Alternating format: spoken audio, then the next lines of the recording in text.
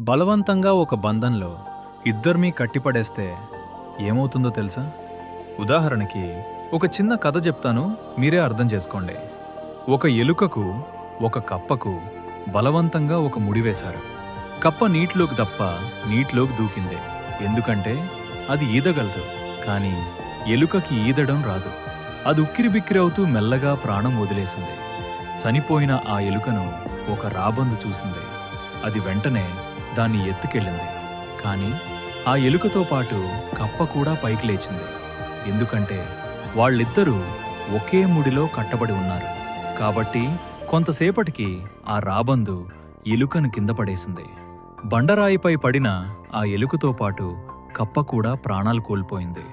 ఇక్కడ తప్పు కప్పది కాదు, ఎలుకది కాదు, రాబందువుది కూడా కాదు.